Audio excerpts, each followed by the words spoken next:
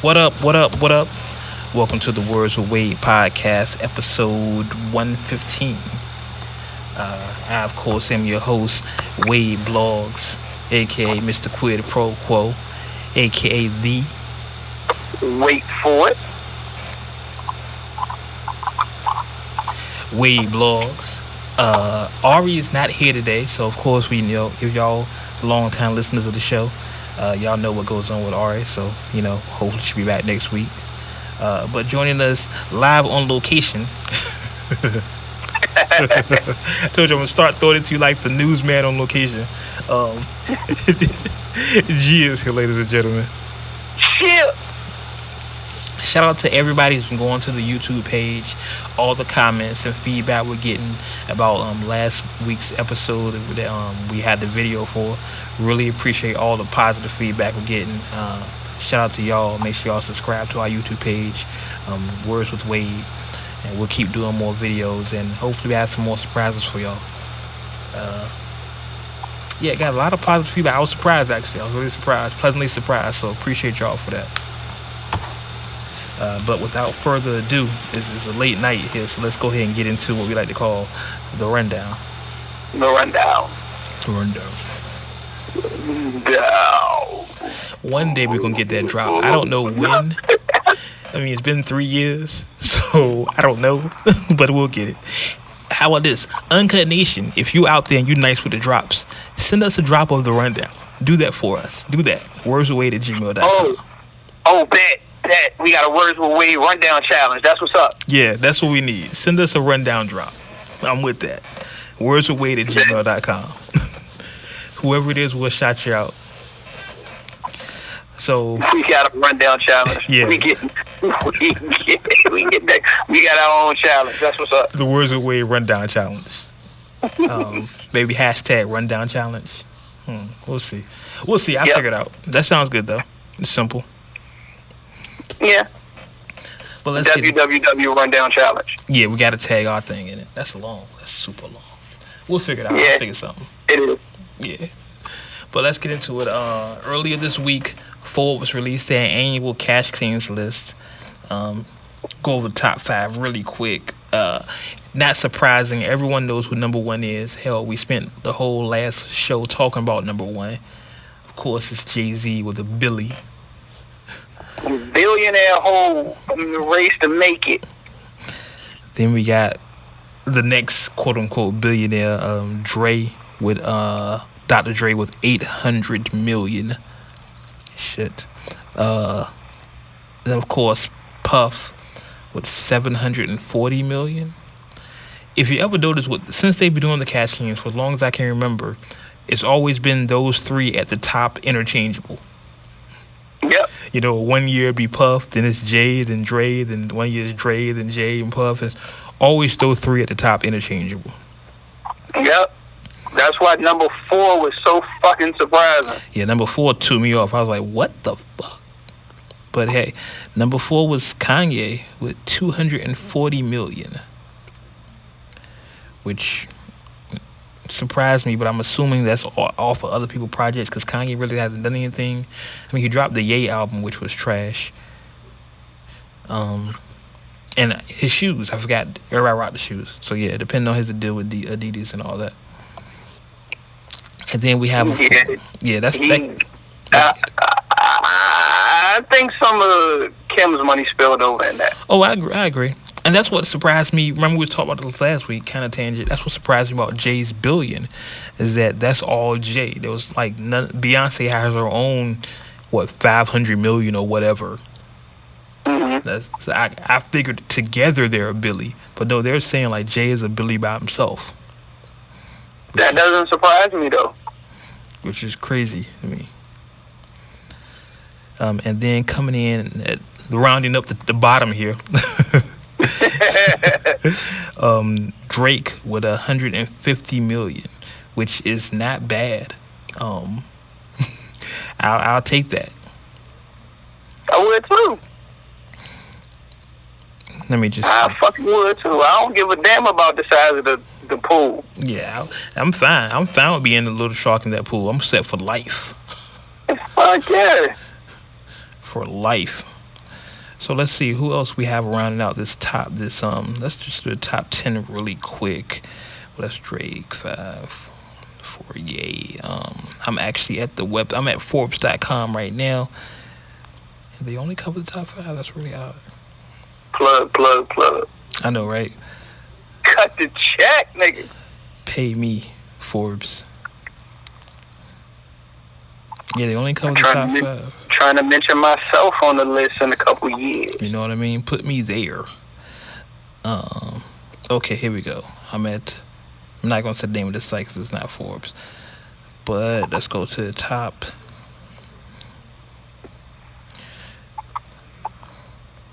This can't be right. Well, maybe it is.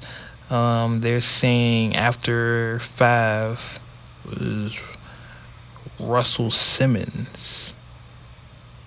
You can't really put Russell in. That doesn't surprise me.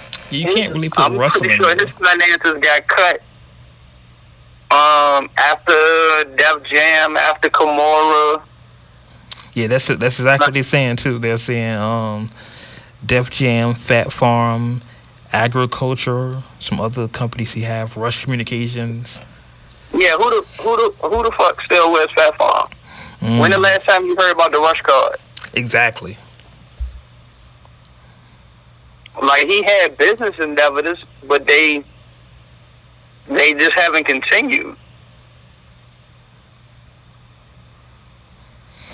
That's interesting. I'm surprised he's there. Then they have Eminem, which I'm assuming that's off back catalog and touring and such. Because M hasn't done shit. Like, his album was trash. Like, yeah, but you also got to keep in mind, M get money off of artists too. But then, like, what artists are still on Shady? I mean, you got Griselda, and I don't know if they're Shady or Aftermath. That's the thing. Depending on the contracts and how they structure it, if any of their music gets spent, he still get a cut. Yeah, that's like, he's an artist, but he's a label too. Everybody just keep looking at him as, oh, he's a white boy that rap. Yeah. Nah, that nigga's a label too. Yeah. It's just you don't think of anybody on Shady. You know what I mean? Like I said, you got Griselda, who's dope. Don't get me wrong. The whole Griselda records, Benny the Butcher, and all of them. It's just they're not top selling artists. And even if M was getting a cut of that, I wouldn't think it put him on the Billy list. Hey, look, overseas, man, artists get money. Yeah, you are right about that. Overseas, they get paid. I'm about to say they get money that we don't even be thinking. That's what's so funny is in the States we so short-sighted that if we don't hear the song on the radio, it ain't it's not playing in the club, we think the song not a hit, or it's not getting the artist not getting fed off that joint. Nah, player. Yeah. No. They eat off touring. Exactly. Yeah. And a lot of times why you don't hear artists on the radio like talking about, or you don't see them touring in the States like talking about after they drop something major, is because they overseas getting money. Yeah, that's a fact. I can't even. That's an absolute fact. Even just touring money, people tour forever and get paid off of it. Like, it's rappers in there. Like, I think Redman is on tour right now. We'll talk about touring later, but like, Red hasn't had a quote unquote successful album in years and eating off that tour money. Yeah. And all these new festivals and everything popping up, yeah, you can eat off that. Mm-hmm. That's where artists typically get most of their money. Is off of touring. I would say second is like endorsements, sponsorships and shit. Yeah, because I remember I had this conversation years and years ago, and there was like with a known artist, and it was like they don't even cash their royalty checks; they just put them in the bank. They really eat off of touring, like they live off their touring money. Yeah. So yeah, that's really how a lot of people, and I'm assuming that's how a lot of people do.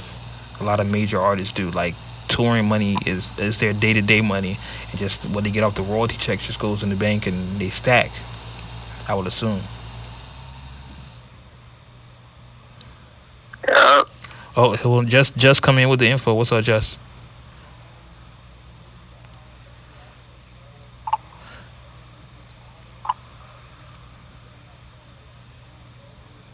Oh yeah.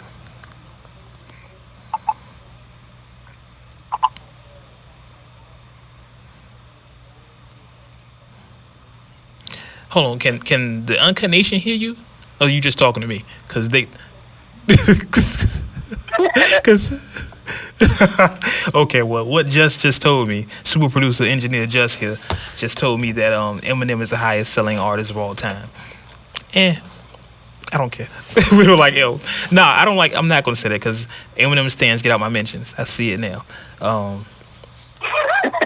Get out my mentions. I see it now. Y'all know where I'm from. Y'all know what school I went to.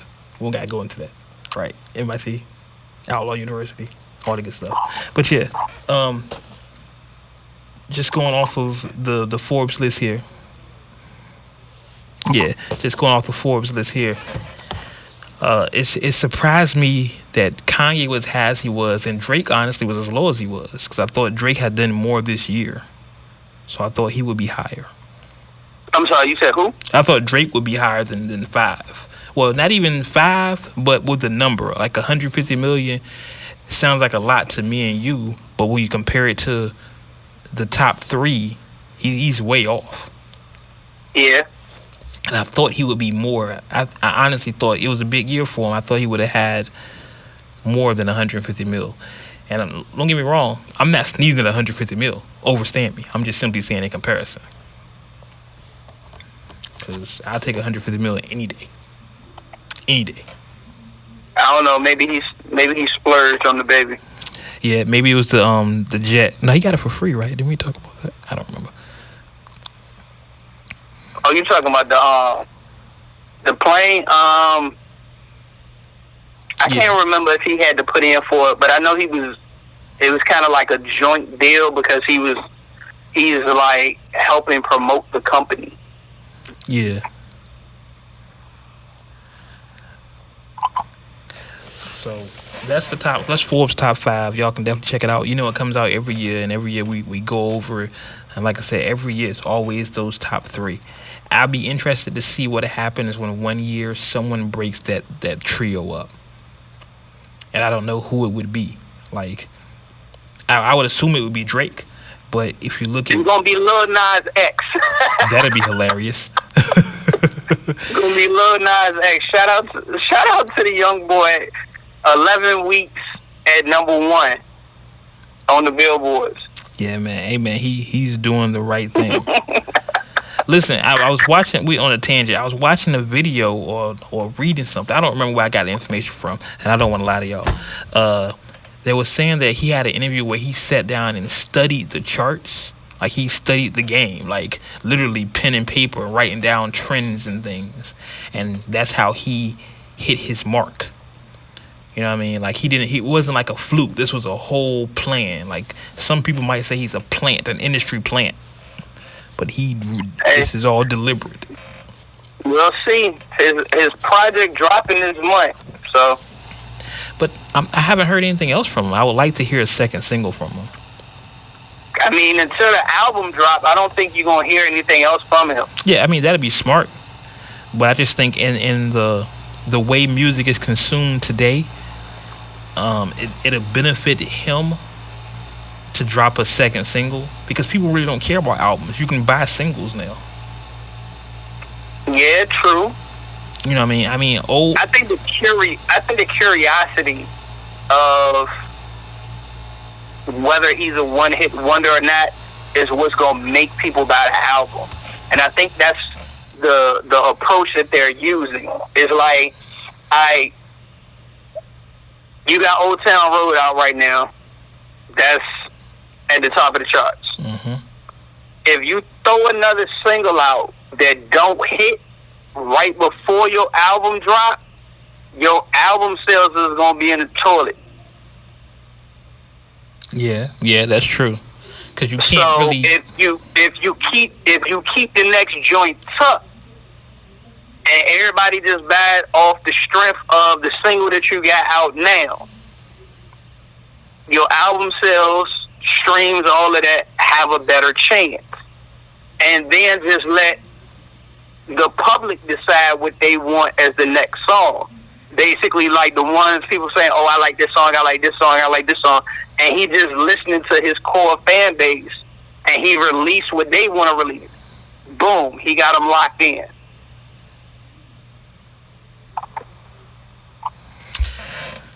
I'm curious to see the direction he goes, because is his album going to be all country? I don't know. That's the why. Crazy part is. Go ahead. So I'm gonna make this comparison because a lot of people forget that this artist also did a country track that wasn't as well received as this, but it still was well received. Nelly. Yeah. See, Nelly was ahead of his time. That track was all right. Exactly. So when Nelly really, the first single, the country grammar single, a lot of people was like that song blew. Everybody liked that song, and they was like, well, what direction is he going? And when you got the album, oh shit, the motherfucker sold drugs. It was like, okay, it was a little playful commercial joint based off of kids' games and shit, and then you listen to the album, niggas smoking weed, bitches shaking their ass, and niggas selling drugs. But the funny shit about Nelly, and I was talking, and I won't talking, but it was a Instagram conversation with Rob Martman, name dropping, and it was just so funny that most of Nelly's shit was that. It just, you had to pay attention to what he was saying, because he sung it in such a way that you just was like, oh yeah, this sound good. But if you listen to the shit he's saying, he's like, boom boom down the street with a you know what I'm saying? Like, he's trying to kill you. Yeah, the nigga was shooting motherfuckers. Yeah, like even when that song, even when the country grammar song. Yeah, literally. Like the hook is, I'm going down baby, your street in the Range Rover, street sweeper baby, cock ready to let it go. Cock ready to let it go. Like he's singing about killing your life, ending your life, B. and then through the shimmy cocoa pow type of ad. He got little, what was that? You remember Bernie Mac on the Kanye joint? You got little kids singing the shit. Yep. Like, exactly. Whole city out in the video, kids dancing and everything. Yeah, you got little kids singing the shit, killing motherfuckers. Outside jump roping and shit. Like it's cute, like shit cute. So that's what I'm going to bring it back here to Lil Nas X. That might be his lane. I don't think he can do of course, the country grammar, super hardcore shit over the sing-songy beat.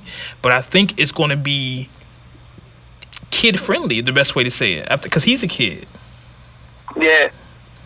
Now, the crazy part is, and then we way off on a tangent. Way off. But, I think he got a story to tell. I think the little nigga got a story to tell. Because he did an interview, and I didn't see it. This is word of mouth, as far as what the interview was and how he described it. Like, it was basically when he ain't got no job and he was sleeping on the couch. That's what the Old Town Road is. It's basically your struggles that you got to go through in life. It's like trying to get through those struggles and get back to a good place. See, I'm interested to see, because he has a story, and that's why I go back to, I want to hear another single from him, because I want to hear more he has to say. Because today we're more invested in the person than in the music. Like, if I like you, I'll buy your music. If I don't like you, I don't care. You can have the best hit in the world, but I don't care. Like, case in point, me and Wale. Like, everybody love Wale, but I don't like him as a person, so I don't rock with him. You know what I'm saying? But I like Tip. I love Tip. So I buy anything Tip on. And I want to be invested in this Lil Nas dude, but because he comes off in his interviews like he gets it. You know what I'm saying? You know how people say when they get it, when they understand everything? He comes off like he gets it. But I want to hear more to make sure he gets it. You know what I mean? Because this could be a fluke. You know, Old Town Road could be a fluke. Everybody has a one hit. I want to see, even if the next joint is not Old Town Road smash, if it's a good song, I'm with him. You know what I'm saying? I just need to hear that. I can respect that. I can respect that because I honestly, if he captured lightning in the bottle 2 times, oh man, then this is like, oh shit, this nigga got the cheat code. Yeah, because some of my favorite artists Yeah, I'm about to say I don't see him hitting this status with another song, but if he does, shit, more power to him. But I'm with you on that. I just want to know if it's gonna be a good song. Yeah. That's my thing. Like some of my favorite artists have never had like chart topping success. I don't care as long as I like the song. Like I think we had the conversation on a couple of shows ago about AZ. Like I have AZ's entire catalog, and he's never had like a number 10 single or whatever. Fuck no. You know what I'm saying? But I don't care. Yeah, I like AZ. You know what I'm saying? So as long as the song comes out, I want to hear it. I'm curious to see what he does. If he does, like you said, capture lightning in the bottle again, then we got to watch out for this dude because he could be the leader of the new school. You know what I'm saying? He could be, if he drops Old Town Road and then comes back with something completely different. Because I heard a rumor that he's dropping like a rock and roll record. And that's chart topping. Oh, that'll be crazy. Then yeah, he could be. It could be something crazy. It could be something really, really crazy. But that's what I've heard. So we'll see what happens with a Lil Nas X when this album drops. And it's called what, 7? Yeah. Yeah, that comes out. You said later this month, so we'll check that out. But speaking of chart topping albums here. Segway King me. Good segue. There you go. Yeah, Segway King me. Last week we talked about it a little bit, but let's really have the conversation now. DJ Khaled was apparently planning to sue Billboard over the whole his album not coming in at number 1. You know, his Father of a Side, his latest release, came in at number 2 on Billboard behind Tyler the Creator's Igor. And for what it's worth, ladies and gentlemen, Igor is a great album. It is a far better album than Father of a Side. However, Father of a Side, I'm just being honest. Father of a Side has more bigger records, if that makes sense. You know what I'm saying? Khaled about to sue your ass for defamation of character. Khaled, look, last week I cussed him out. You can kill me this week. And look, hit me in the comments. I don't care. No, but Father of a Side has big records. Like Higher is a moment. You know what I'm saying? But Igor is consistently good music. If you know what I mean, if that makes sense. No, I know exactly what you mean. It's just like the collaborations that Khaled put together, the production, the feel you get from it. It's like watching.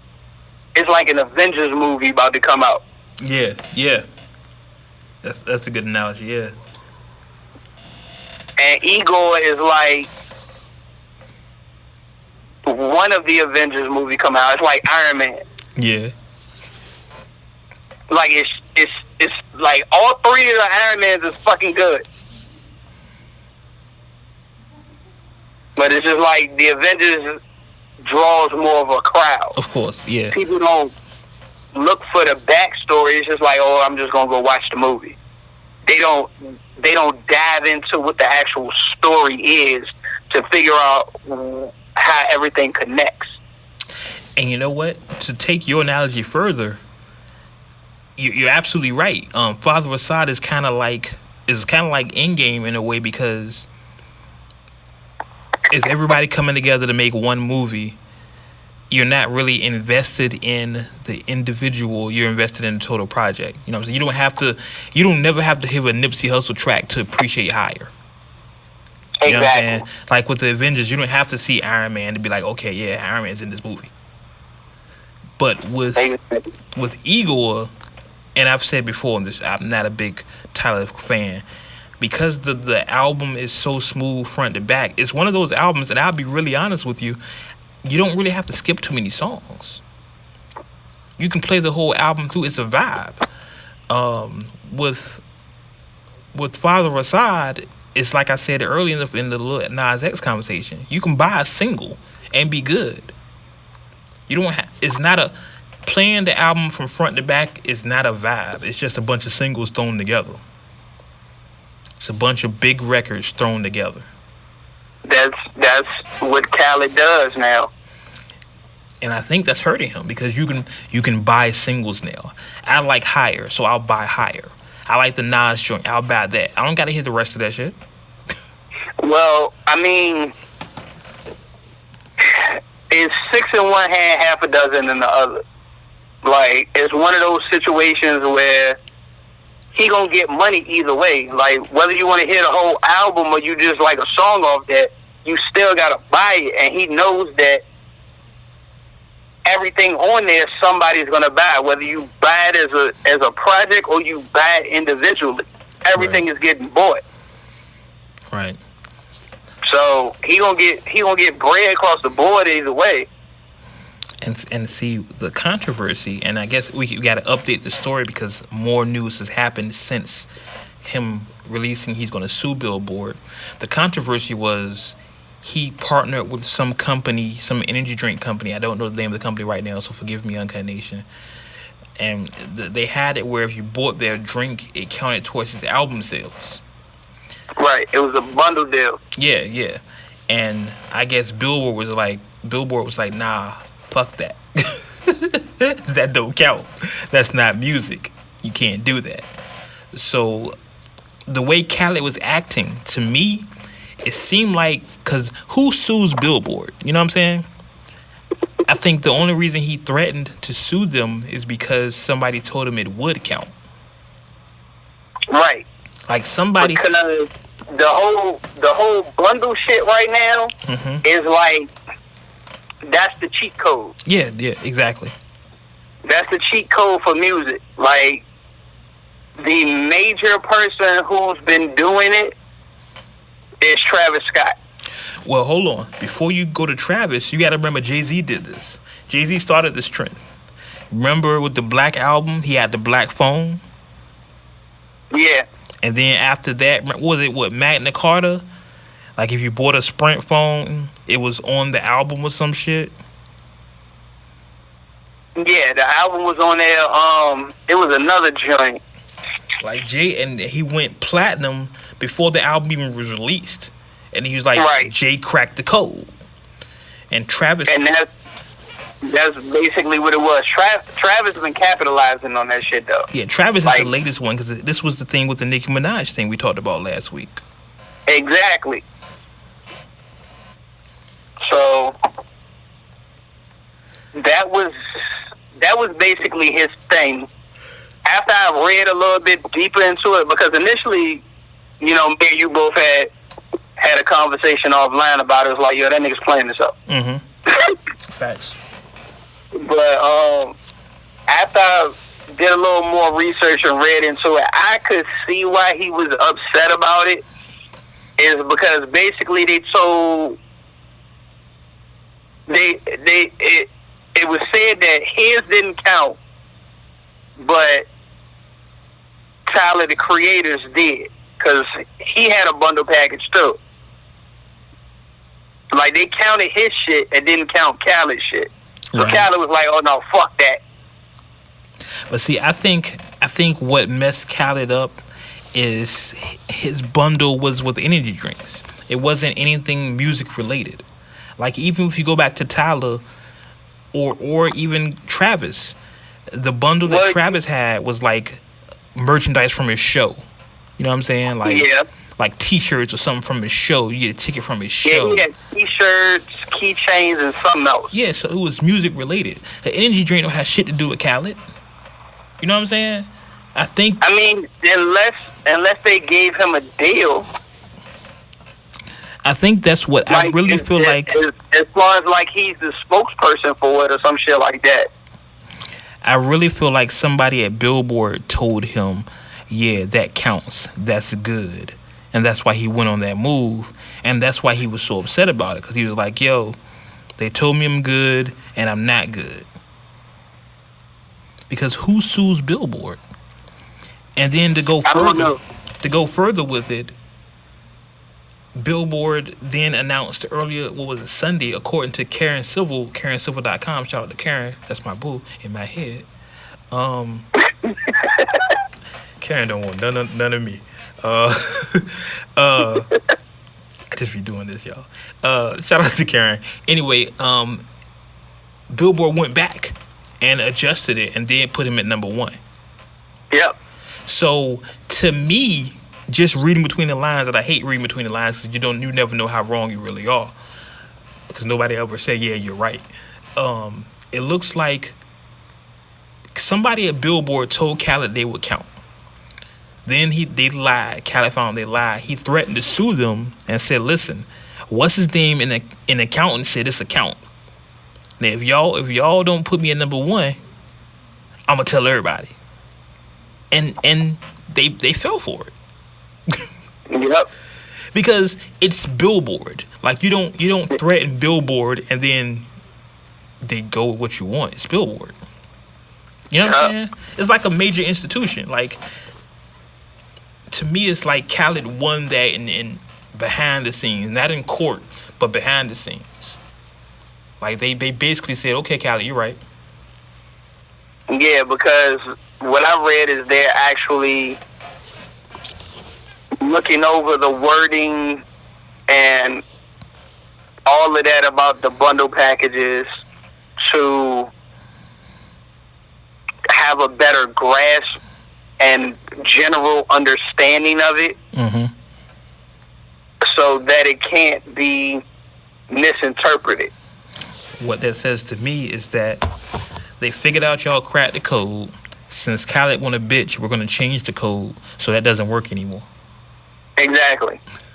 So any artist that has an album coming out this year better take advantage of it now, because next year it's going to be some all new shit. Yeah, because they said the new portion is coming out 2020. Yeah, so it's going to be some all new shit. So you better take advantage of it. Chris, your album about to drop. You better sell everything with it. Ad drops and shit, nigga. Whatever. Not ad drops. Something. Buy 5 pairs of ad drops. You get counts to one album sale. Something. Like, because to me, it's what they're saying to me is that okay, Khaled, you got us. We'll give you this one. But next year, it's a wrap. All y'all niggas dead. Yeah. All this bundle shit is dead. That's what it sounded like. It sounded like Khaled made enough noise to fuck everybody up. Exactly. And he not gonna care, because Khaled don't gotta drop another album. Another one. So he just fucked it up for everybody. I'm pretty sure they're gonna put language in the rules now to say if they still allow the bundle packing to go, that say it has to be music related. You can't just do anything. Because it doesn't. If you're just looking at it from the outside looking in. The crazy thing is, if they leave it that vague and just say it's music related, any good lawyer can argue that. Yeah, but then, like you said, then it goes back to, do you want to go through a court case for this? Right, so you back to what Khaled is there. Exactly. So they can't leave it that vague. They're going to have to give specific examples, or the verbiage is really, really going to have to be airtight. It's going to have to be bulletproof. Yeah, they're going to have some legalese come in and say, exactly, you have to do this, this, and this to make it count. If not, it doesn't count. Right. Like, there's going to be no gray area anymore. I'm pretty sure Khaled tore that off. Like, that those days are over.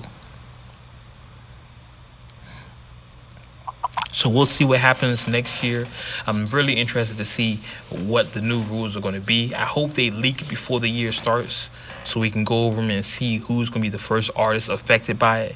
Because like I know, they always, artist albums come out and they let us know ahead of time. So we can kind of predict, like, oh yeah, such and such has an album coming out in February. He's going to be the first artist really affected by this. So I really want to see what happens. But, because yeah, that could definitely end up in court. And I could definitely see somebody suing Billboard and suing whoever, because I know Rolling Stone was talking about they're going to come up with a chart system. So this is going to be very interesting to see what happens.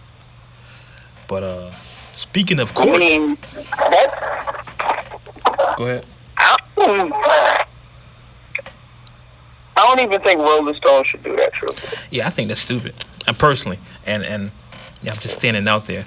I mean, Rolling Stone is not really who we go to for our music say so. No, having the cover of Rolling Stone is the big thing. But and I don't even know that's a big thing anymore. Shit, it still is.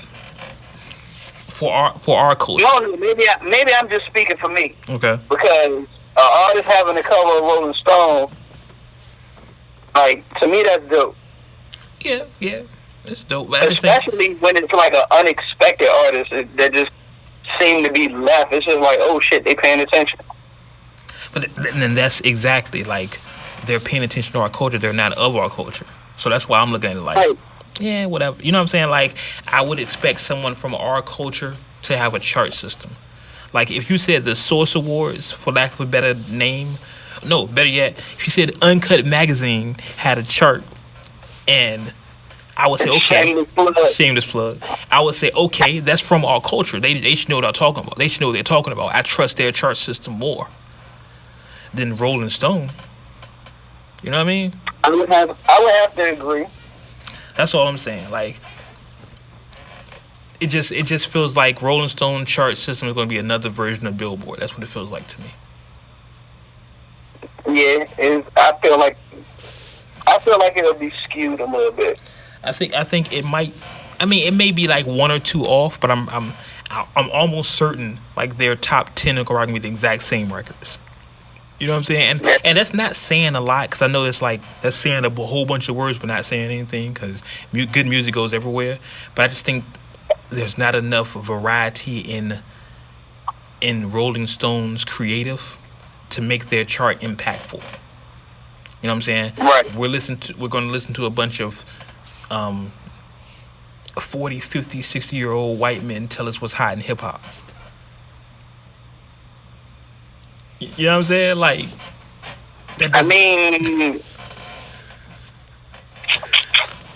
just don't do it for me. I mean, I don't think the age range. Well, the only thing I think about that with Billboard is that the age range is different, but it's still the same principle. Exactly. And what's going to happen after time? Somebody's going to end up suing Rolling Stone. I'm gonna follow it because I'm interested in all things that affect the culture, but I just don't see the point of it. Like, I would rather see XXL or The Source or Rap Radar, a reputable force for the culture, do a top 10, and it means something. Hell, BET could do it. Yeah, but that'll also limit it to, I guess, more people would feel like their lane or credibility lies with just hip hop or urban music. Yeah, I understand that. So, but there's really no baseline. I mean, you could say that the AMAs, but that's really that's really. I'm wondering if how many mics Old Town Road would have got. Oh yeah. Oh, they would have killed. Listen, I can tell you right now, Old Town Road. If The Source was rating singles, Old Town Road wouldn't have got no. It got maybe 2 mics. Because people hate on it now. It's such a fun record. Benzino would have been on his high horse. He would have been pissed. Oh man, I can see that now.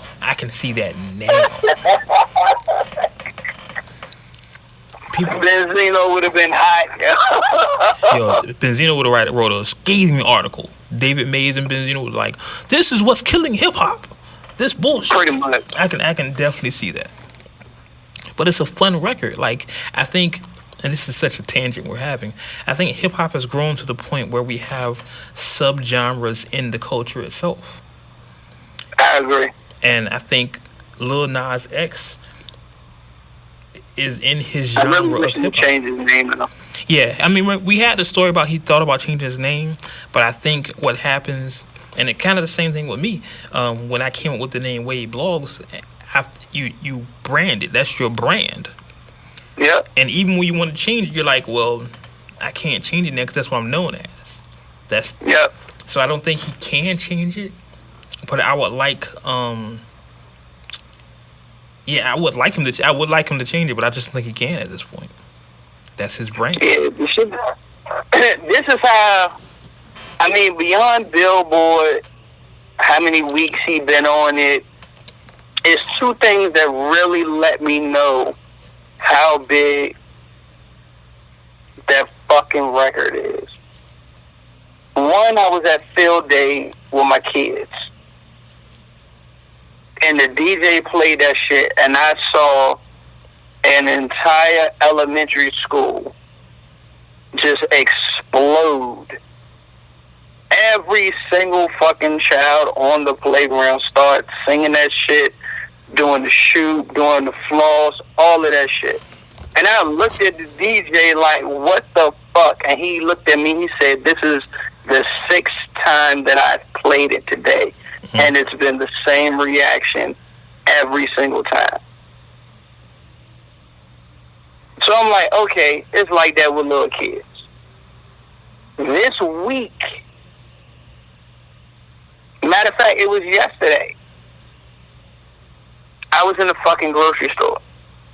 It was a older Caucasian woman, probably in her 50s, late 40s, early 50s, checking out. And I'm walking, trying to find a lane that ain't got a whole bunch of people in it. And I hear her telling the cashier, like, yeah, it's this country song that's out. It got Billy Ray Cyrus on it. And she said it just like this, and it has a rapper on it. A young kid, his name is Lil Nas X. She was like, it's been on the Billboard charts at #1 for 11 weeks. Like, she knew the whole shit. And I'm just like, what the fuck? And the cashier was like, yeah, I don't think the song. I haven't heard that. And the lady is just like, well, you need to hear it. Matter of fact, hold on, let me see if I can find it on my phone. Oh, wow. And I'm just like, oh, are you fucking kidding me? I was like, he got it right now. He got it. Yeah, without question. Because the cashier was younger than the lady checking out. I think for me, I have little kids, so my daughter brought it to my attention. I heard it. I was like, okay, I can see where this is going. And I didn't think too much of it. I was like, okay, it's catchy. Woo, woo. But I never in my wildest dreams would imagine it'd be this. Bruh, that shit is the wake-up song at the house. Oh, wow.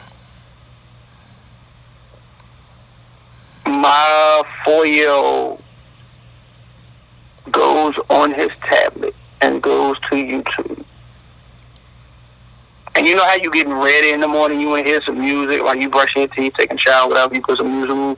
That's what the fuck he does. And it's Old Town Road the whole fucking day. The whole time.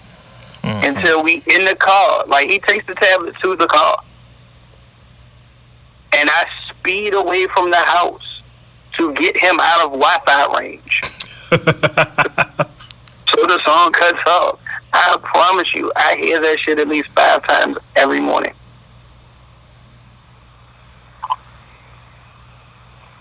That's crazy. So let's continue on the rundown here because we run out of time. Speaking of Nas. Oh yeah. Speaking of Nas, good segue there. Nas finally released. Well, he didn't release. I guess this is how we promote albums in 2019. Nas had a post on his official Instagram that, of course, got retweeted 1,000 times. Elliot Wilson, we see you. Everybody else retweeted it. The Lost Tapes 2 is coming out. For Uncut Nation, for those who don't know, Lost Tapes 1 was released. It's basically a collection of songs that Nas recorded and just never released. It's essentially that. Or he recorded like a full song or a verse or whatever. Nas is known for recording a bunch of material and just never releasing it. So we're interested in hearing Lost Tapes 2 because his pen is like that. I don't know if you remember, G, from Lost Tapes 1, it was the one of my favorite songs on that album was on my Book of Rhymes, where he was Book of Rhymes wasn't on there. It wasn't on Lost Tapes 1? What was it on? Book of Rhymes is on Godson. Godson? Was it a different version on Lost Tapes? If it was on there, it didn't stand out to me. Lost Tapes was Blazer 50, Do-Rag, Purple. The Do-Rag, yeah, Do-Rags. Damn, I'm missing something. I'm about to pull up the track list right now. Do-Rag. Drunk by Myself. Yeah. My Way, You Gotta Love It. Yeah. Everybody's Crazy. Exactly. Yeah, Black Zombies, Papa Was a Player. Get robbed. Yeah, Everybody's Crazy was hard. I love that. My joints was Do-Rags was hard. Do-Rags got a lot of radio spin. Yeah. No Ideas Original. Yeah, that's what I was trying to think of. That one wasn't coming to me. Shit, Blazer 50, sit back in the drop top is all Bentley. Yeah, of course, Whitney. The chick will make Bobby divorce Whitney. That's classic. That's classic Esco. That's classic Esco right there. I think that's what made it so crazy is because it was classic Esco. It was classic Nas. Like, it was storytelling. It was real smooth, calm demeanor. Not a whole bunch of commercial shiny shit. Like, you just had a image of every single song. Like, you could visually play the whole storyline out, the movie, everything in your head while you're listening to it. And that's always been Nas' strong point with his pen. Like, he can literally make you visualize it while you're listening to it. Yeah, it's one Nas. I've said before, and I'll say again publicly. Nas is my favorite living musician. I think, like you say, his strong point is just the vividry of his words. Like that story, Blazer 50. Like when he gave the chick the crush. I know there's no spoilers, right? I think everybody's heard Blazer 50. Crush Glass. He said she was her man was a fullback for the Oakland Raiders. Like, he told the story so well where you can make, that show Irv Gotti Got Tales, where he takes songs and make them movies or TV shows. That's perfect for that. Like, that's literally that story is perfect for that. I would love to see that. So, Lost Tapes 2, I don't know what's going to be up there. I know there's a song, one of my favorite Nas songs is something that's unreleased. It's a song he has with AZ, So Serious, where they're doing the back and forth like kissing styles. Oh my God. Like, all right, so I'm going to disagree with you on that. Oh. Kissing Styles do the back and forth like Nas and AZ. You know what? And I give you that. I give you that. Because that song made me want a Nas and AZ album. That song. Bro, I need at least one more Nas and AZ album. I need a Nas and AZ album, yo. Like an authentic one. Like I've got them in the studio getting to the shit. Yeah, I have a old mixtape from Mick Boogie where he mixed like Nas and AZ, and it's just blend. It's a blend. You know, he'll take a verse from one song, put in. You know what I'm saying? It's crazy. And I'm like, this just makes you want that to happen more. And the fact that they seem to still be cool, because AZ is at all Nas's events, they all dap each other up and they take pictures or whatever, and they act like they're still cool. So I'm like, why can't this happen? Just do it. Just give me one more song. Give the Flyers. Just give me one more song. I mean, the crazy.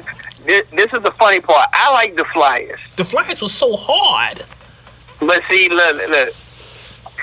Shout out to Ill Silk. Ill Silk hates that fucking song. Oh, that shit goes so crazy with the song. Silk hates that fucking song. I'm about to pull that shit up. That shit goes so crazy. No, he hates it because he don't feel like it's genuine. Like they weren't in the studio at the same time. He feel like it's just, a record that got done. I was like, bro, I fuck with that shit. That shit he was like, stupid. He was like, nah, that shit was watered down. He was like, I need it for real. That shit. Look at. I mean, that was the last offering. This shit. Not a second. Nah, AZ. Look, I'm about to get my Wade on real quick. Talk to him, G. Talk to him, G. Title of the album right there, the last offering. Come on. Yeah, I need. Give me 7 tracks. Go ahead, go to the Kanye method. Give me 7 tracks, but I need. Nah, that. we doing classic hip hop. We gotta have at least 12. I'm gonna listen to this the whole way home. You know that. We gotta have at least 12. Yo, Sosa's flow was on the last offering. Yo, okay, we talked about AZ for the last 2 weeks, so let me say this: Sosa's flow. Oh was shit! I can so see the album cover and everything. crazy. Hold on, look. After we done, I'm about to call Nas and Zigga and put this shit together. Please, somebody. I don't give a damn. Just make sure you get Nas beats, cause his beats be. Make sure you get him the beats, cause his beats is crazy. But oh yeah, I'm definitely gonna get the beats. Gonna get the beats. I'm gonna reach out to my nigga J Beat though. I'm gonna reach out to my nigga Sin. We gonna have some classic material. And nigga T-Rific, yeah. Yeah. 'Cause I need that. So the Lost Tapes 2 is coming. I hope they have some AZ up there. I hope there's some Firm up there we haven't heard. I would love to see some Firm shit. Just some old classic Firm shit we haven't heard. I would love that shit. So there's no release date for it, but you can rest assured that I will have it the day it comes out, the day before, whenever. I need that. Nas is my guy right now. Pause. So shout out to Nas for even dropping that. And on the business side of that, I wonder how this affects his contract with Def Jam. Because remember, Nas is still a signed artist to Def Jam, if I remember correctly. And does this count as against his album deal? Because normally this is what artists do when they try and get out their deal. They release like the best of compilations. Well, I guess that more so is going to be determined whether he's releasing it through Def Jam or through his label. And that's what I was saying. Maybe he's doing this to get off of Def Jam so he can release his album. Because remember, Khaled said Nas' album is done. We still haven't heard that yet. So maybe he's going to release his album. For like 4 years. Yeah, maybe he's going to release his album on Master Appeal. Well, hey, you never know. That might actually be what the Lost Tapes 2 is. Somebody said that too. Now, there's a rumor that there's a Nas, Jay-Z, and Jadakiss track called Sinatra in the Sand, I think. That Swiss did. That Swiss played. That wouldn't surprise me. They remember Swiss played that at the battle. I still want to hear the fucking song that Swiss goddamn through it just Blaze's neck. Yeah, that's the one I'm talking about. Battle. That's the one I'm talking about. Sinatra in the Sand, whatever it's called. He played that at the X battle. was on that too, though. X might be. That if that's the song, Nas can't release that. Nas can't drop The that. crazy thing is, they asked Swiss why he didn't release that on his album. And he was like, the song had so much attention to it, he didn't want the project. He didn't want that to consume the project. You know what they should do with that? They should put it on somebody's album, like how Lyrical Exercise was. Like it's not listed. You just play the album straight through, and you let it play, and like 2 minutes after the last song, it just comes on. You know what I'm saying? You just hear X barking. And I was about to say, they got that. Jay was doing that for a couple of the projects. Exactly. The Truth, the Anything track that he had, he threw that on single project. Like, how you throw a whole song on another nigga project? He did the Bleak and too. It's just you. That nigga not even on the song. He did the Bleak too. I mean, he did it on Bleak. He did the Dear Summer. Dear Summer was harder than Bleak whole album, and it was on Bleak album. Hey, look. Shout out to Bleak. I fuck with Bleak. Bleak's my guy. I love Bleak. Bleak is my guy, but let's be real. He put Dear Summer on Bleak's album, and that was better than Bleak's whole album. The crazy thing is, the Family version over Dear Summer was probably, next to mine, of course, was probably the best offering on that beat, and I cannot fucking find it. I heard it that some of the DJs was playing it in the 7th. And I cannot find that shit nowhere, but Family went the fuck off on that fucking track. And we are way off on it. We off so far off the rundown. I'm gonna hit Family up. I got this. I'm gonna hit him up, see if I can get that. If he still has it. Bro, that shit was classic. That shit was so fucking dope. Yeah, I would love to hear that. It's some of those. It's a couple of records like that you only hear once or twice that are so crazy you can never find it again. Like that shit. Yeah, we are so off on a tangent. Speaking of tracks and stuff, new music, new tracks. That's a whack segue, but you gotta rock with me. I was about to say that's the best you can do. Yeah, that's the best. We're trying to get focused here, ladies and gentlemen. This is why we need Ari here. Ari keeps us focused. Drake. Well, okay, let's rewind here. I said Drake, so y'all know what I'm talking about. All right, y'all know I'm from Oakland hometown, born and raised. Golden State Warriors. In the NBA, the Golden State Warriors, Oakland's team, played the Toronto Raptors for the championship. Unfortunately, the Toronto Raptors won. Of course, y'all know Drake is a part of the organization. He's at all the games. They wear OVO-colored jerseys. Their training facility is the OVO training facility. They have the owl on their shooting jackets, like he's a part of the organization. So he said once they won, he was going to drop off 2 new tracks. And a man of his word, he did that. He dropped off Omerta, which is the Italian word for like the mafia. And the other track was Money in the Grave, I think it was. Money to the Grave, Ticket to the Grave. Money in the Grave, Money in the Grave. That's the one that featured Rick Ross. Which it should have just been Ross. I was about to say, listening to that track made me want Ross' album. I was like, okay, I want Ross' album now. I want new Rick Ross. Yep. Like, Omerta is, to me, the better of the 2 Drake tracks was Omerta. It felt like that was old Drake flow. Like maybe that was a freestyle, but that was his flow wasn't what he flows now. He had some bars. He took a shot at Push. He said, niggas is hot now because they snitched on me, or they told on me, which was a line at Push, I assume. Shit, my line out of the joint was, I'm about a building for every door that closed on me. No, my line was, I tweeted this. He was like, he said, niggas pop out of anywhere like an epiphany. I was like, That's when you get in your bag. It's like you niggas pop out of anyway, like an epiphany. Like, Now, the only thing that I did not really like on either one of them, truthfully, was the production. You know what's funny? It's funny you said that. I think they could have switched beats.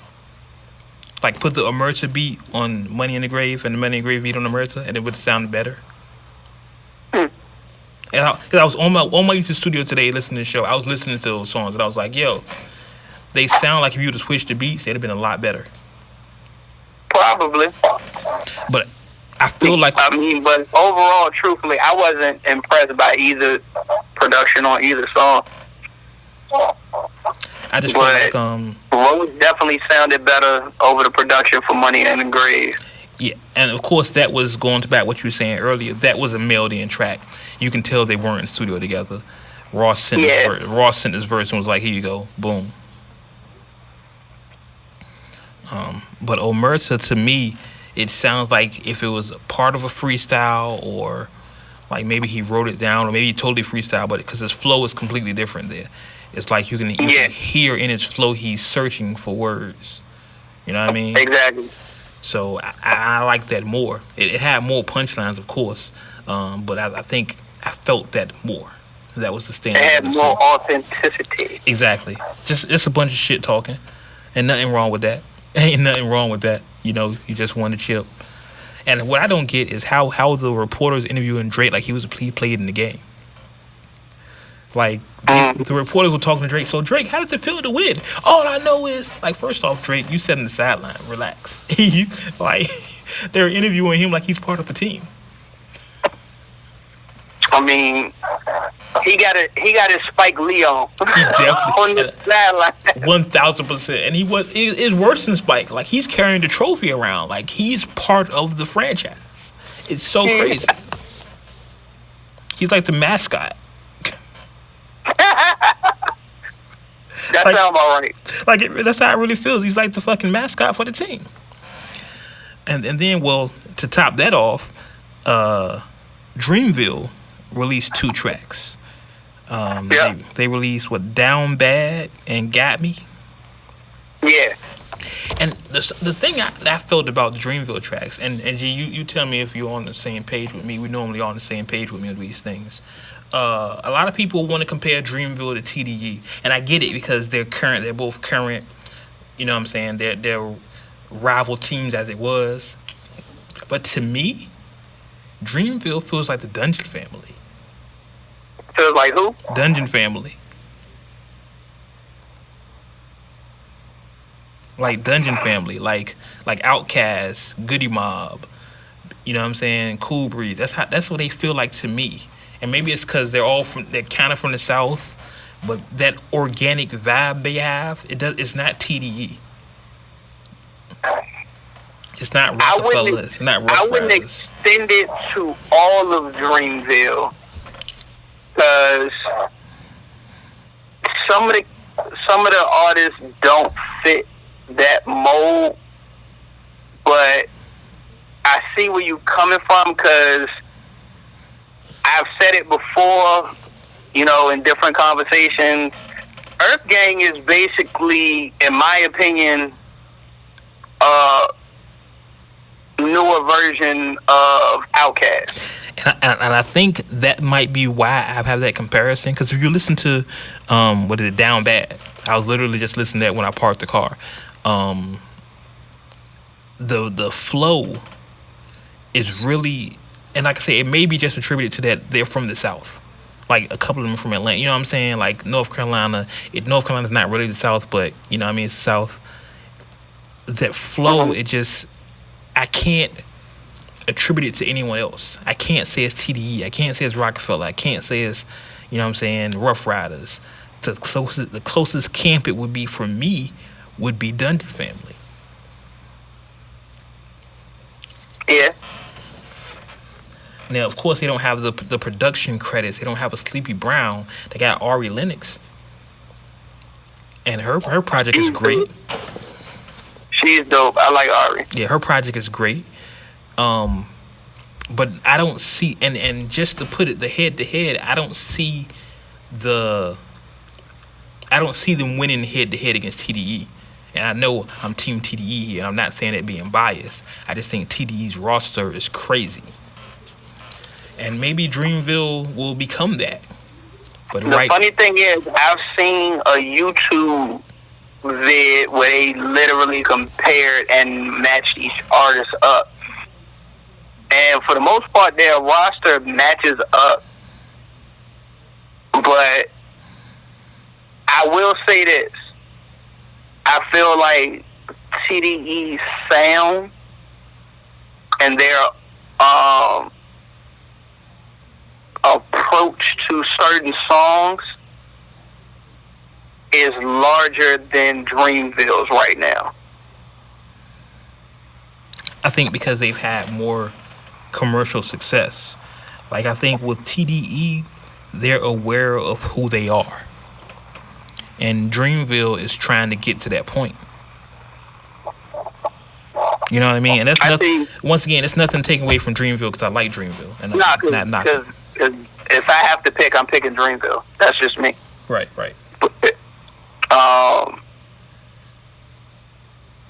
They are right now. It's like I bet. I look at it like this. Like TDE got home court advantage. You know, it's like the court at the playground. You know, they there every Saturday at 10 o'clock. Everybody know y'all can't play on the court from this time to this time because we out here. Mm-hmm. It's like Cole went out there to go shoot one day and niggas was like, yo, what the fuck you doing on the court? Cole came back with the squad. Right. And they getting used to playing together.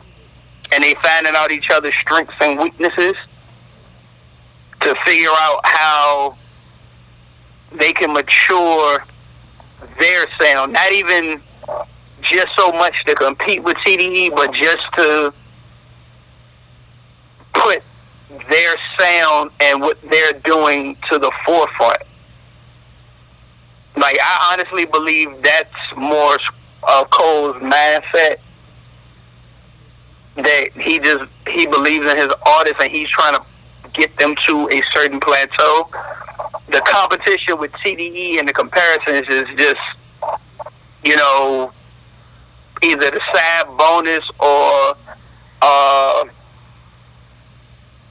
work hazard, whichever one you choose to, you know, lean towards.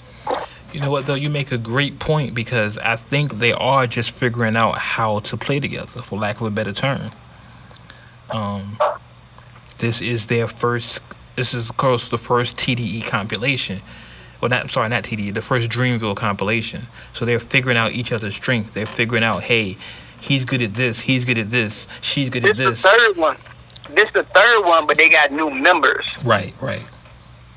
So yeah, this is Revenge of the Dreamers 3. But, you know, he has new artists since then, which is another thing why I think he put out the songs that he did. Because everybody get a shot on this. Yeah. I think they're all hungry. They're looking at it like, going back to the NBA Finals thing, TDE is the Golden State Warriors. They're an established champion. They're like, hey, we're TDE. You know who we are. Right. Dreamville is the Toronto Raptors. Like, we're not scared. That's what I was about to say. I was Golden State of Toronto. Yeah. Dreamville is Toronto. We're like, yeah, we got something to prove. We trying to win this. We're not scared of y'all. We trying to play head up. What's up? And listen, I just said it 5 minutes ago. I am Team TDE. Let's be clear.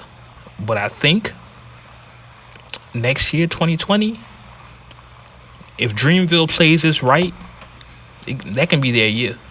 And I feel like they got something coming.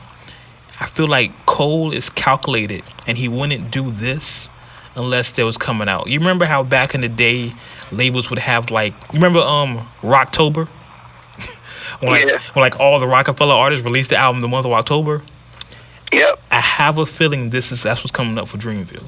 I have a feeling they're going to do 1 month Bass, 1 month JID, 1 month Earth Gang, 1 month. You know what I'm saying? I have a feeling that's coming for them because this is setting up. If this Revenge of the Dreamers 3 is successful, and I think it's going to be because they have a cult following, I have a feeling that's coming up next.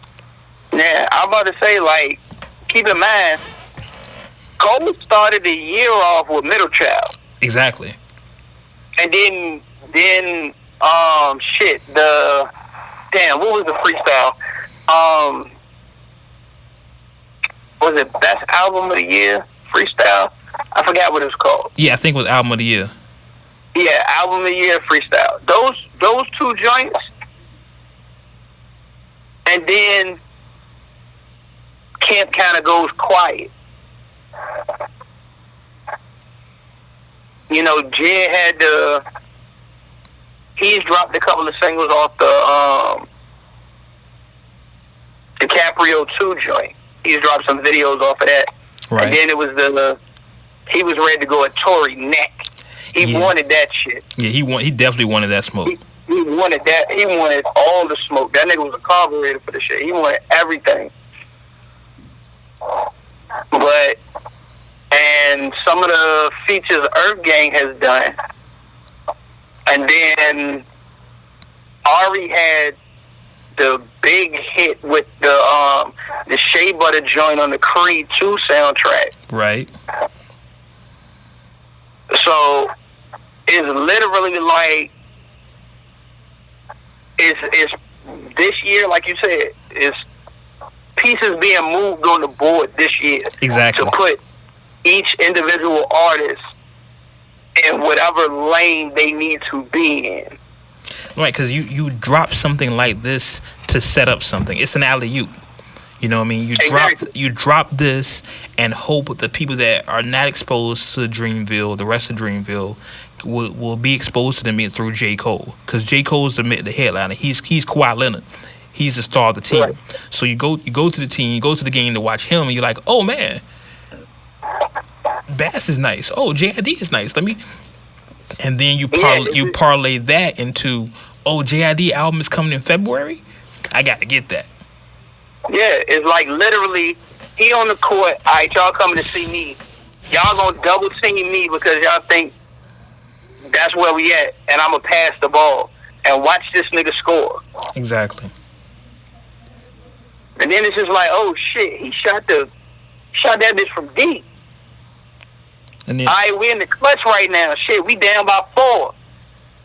Cole, why you passing the ball? Oh shit, the nigga fucking Boss hit that bitch. That. Exactly. All right, shit, Boss out here balling. Jed out here balling. Aubrey out here balling. That's literally how that shit turns into. And I wouldn't think, just from the music industry standpoint, NG, your CEO, you can tell me, you wouldn't drop this unless you had that planned. You don't drop this and just go away. No. So I'm saying right here, you heard it first. 2020, watch out for Dreamville. Because between Revenge of the Dreamers, somebody else got to be dropping this year. Somebody got to be dropping 3rd, 4th quarter. Well, keep in mind, Ari dropped hers, and her project is critically acclaimed. Then you drop Revenge of the Dreamers. Mm-hmm. You could if you want to count Young DiCaprio, you can, but that wasn't a full project. That was a mixtape, whatever.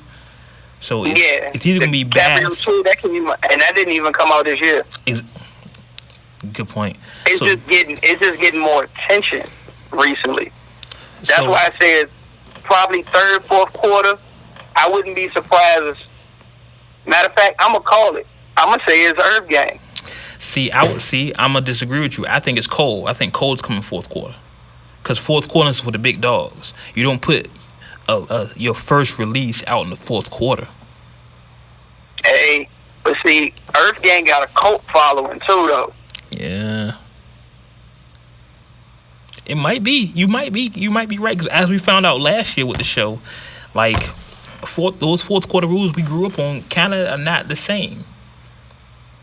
So you might be right, but I'm predicting they release this album because we don't have a release date for Revenge of the Dreamers. We don't have a release date. Let's say this album comes out in September, right? Let's just say they. Nah. I'm thinking before September. I'm thinking Labor Day weekend. Like because they parlay these two singles for 2 months. They shoot a video for it. You know what I'm saying? Promoted these two singles, and they announced, they say, Labor Day weekend, Revenge of the Dreamers 3 out in stores. Boom, boom, boom, right? Yeah, but also keep in mind, earlier this year, they had a concert where they premiered new songs off of Revenge of the Dreamers. Yeah. So Middle Child is on Revenge of the Dreamers 3 too as well. So it's like, I'm pretty sure the final touches is probably either getting put on the album or just got put on it, which is why they released the actual audio for the two songs. You going into the summer, and you got a compilation. So so it's June now. When are you saying? Yeah, I'm about to say the Got Me joint. Ty Dolla $ign, he always got something for the summer. That's true. Ty took Nate Dogg's spot. Ty's the new Nate Dogg. Yeah, and Dreezy on the joint too. Yeah. So that's a little smooth joint for the summer. I agree, but see, that's already out. You know what I'm saying? Right. I think they can parlay these two singles for 2 months because we're already in June. Yeah, true. True, we coming up on the third week. That's what I'm saying. You release the album. We are in the third week of June, so yeah, you might be right. Yeah, you release the album in September. You know what I'm saying? Labor Day weekend.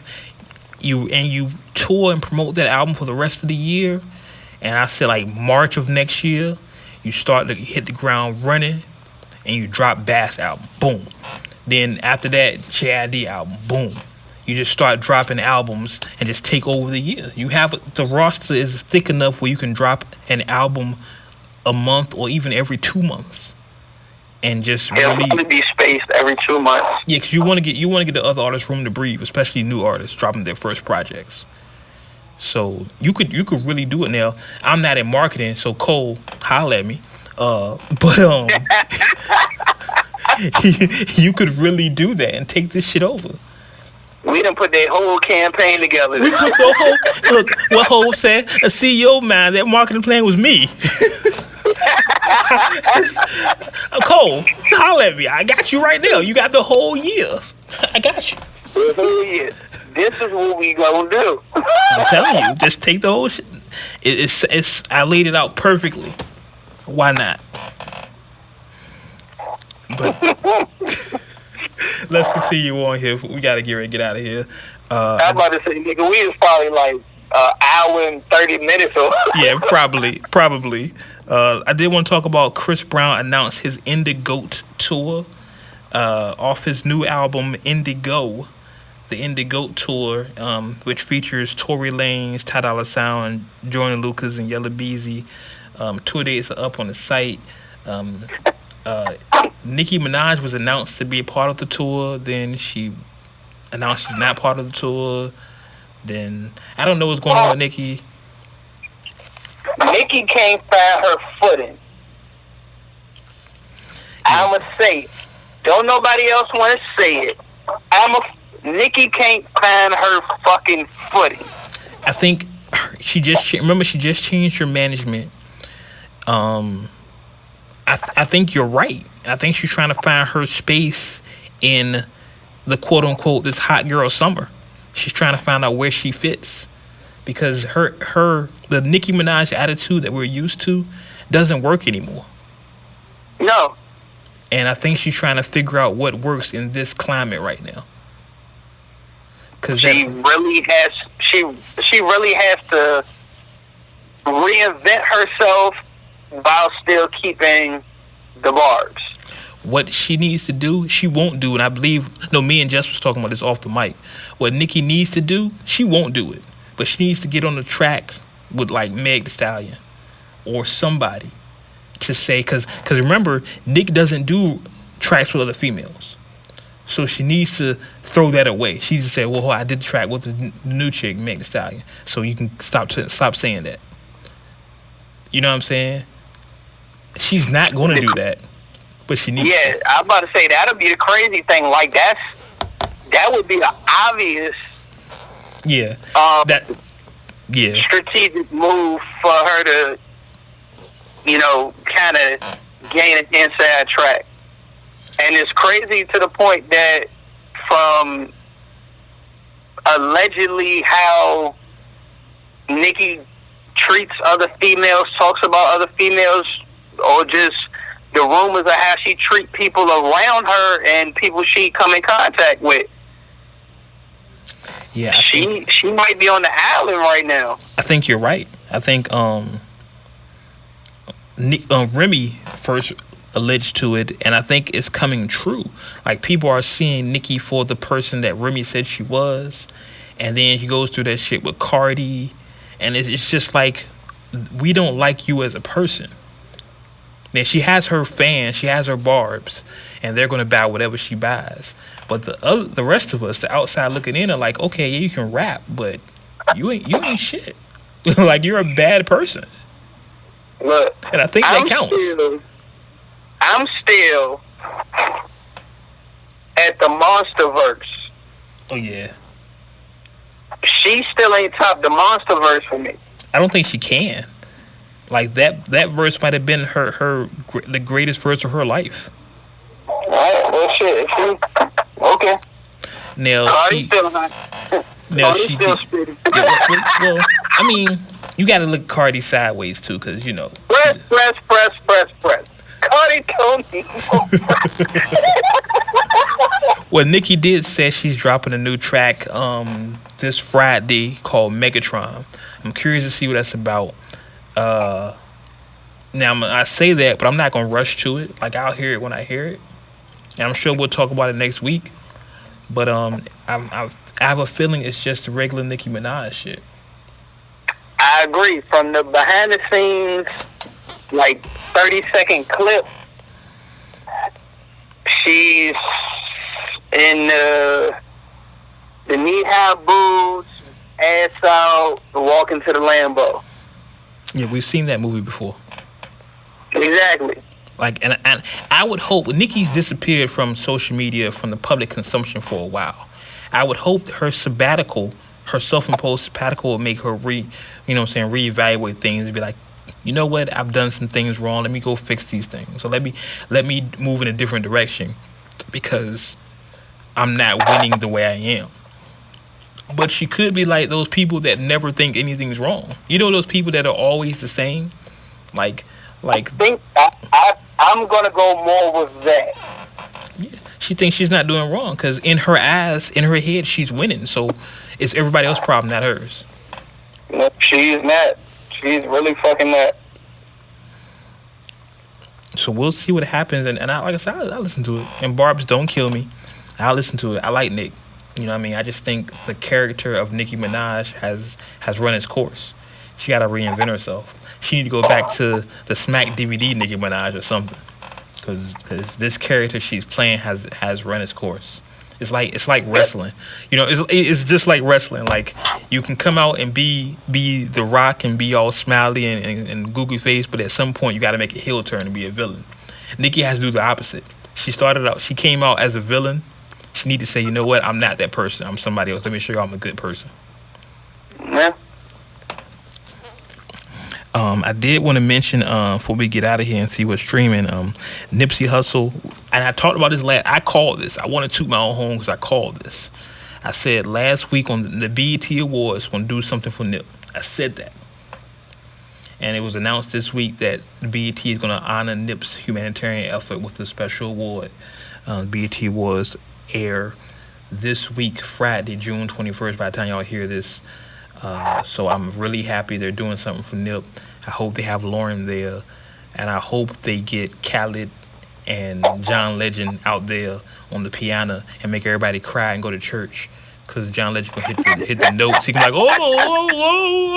You know, John Legend hit them notes, boy. You think you're in church, and I don't even go to church, but I be ready to praise and testify. So, shout out to BET for that. I think that's what we got here. So, G, what do you have streaming this week?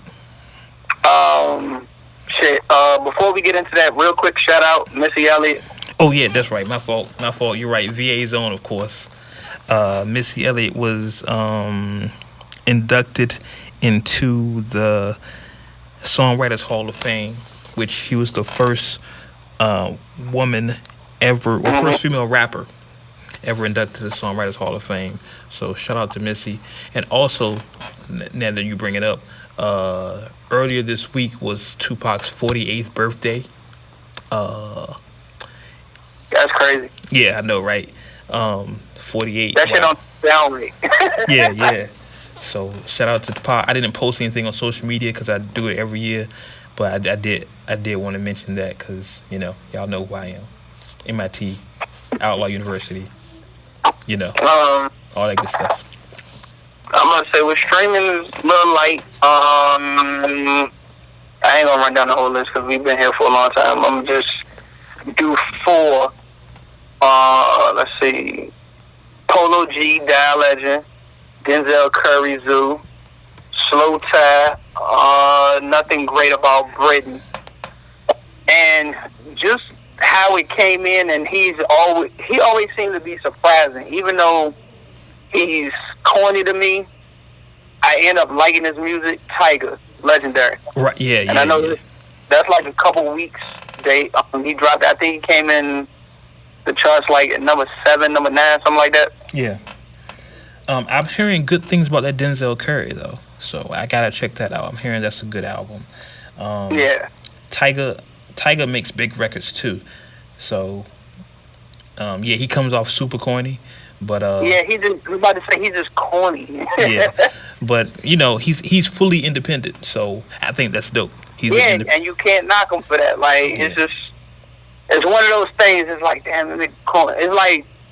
It's the Nick Cannon thing? I was about to say, is Nick Cannon and later LL Cool J, like Phenomenon LL.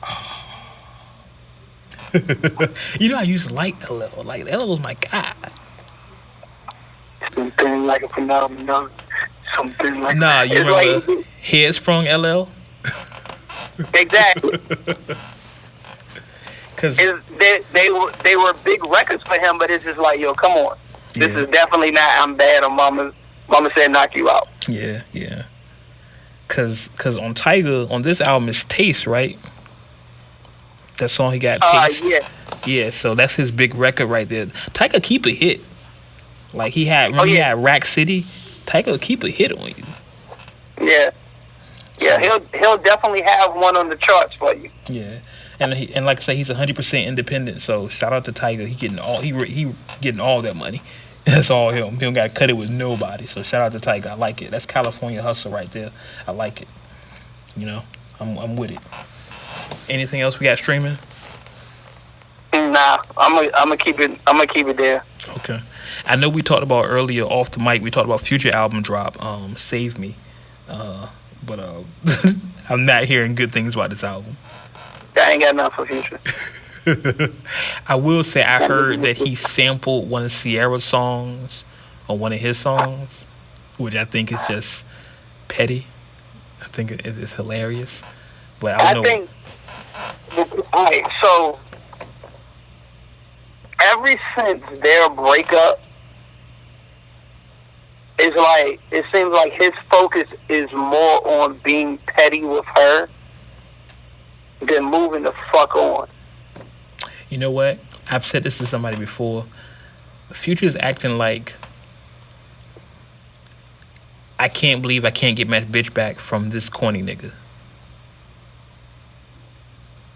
You know what I mean? Yeah. Like that's how he's acting. Like, okay, so you fuck this dude, all right, whatever. But I'm Future. This nigga's corny. And she's like, yeah. Bro, I like corny. I'm with him. And he's acting like that's how he's acting to me. Yeah, I completely agree with that. It's like, It's like, first I'm gonna be petty. Well, first I'm gonna wait it out. Then I'm gonna show you I don't care because I'm gonna just have a bunch of bitches. Mm-hmm. Various bitches. Then I'm gonna be petty. Yeah. And his album. If Future drop a I Need Love joint. I'm telling you, the album is called Save Me. He's pretty much saying it. Like, oh my God. Like, he's like the running joke with Future, of course, is that he been crying for help for years, and we just bob our heads to it. But this album, he's blatantly saying, "Hey, yo, save me." The title of the album is "Save Me." You don't get more blatant than that. But sensational. Sensational. I haven't listened to the album, and I'll be really honest to y'all. I've said it before on this podcast. I think my piss is too clean to really enjoy Future. I don't drink, I don't smoke, I don't do any of that shit. So you gotta. Sometimes you have to live that lifestyle to enjoy what they're saying. So yeah, sorry. But that's it. I'm good. Yeah, I'm good on that. I'm good. Love, enjoy.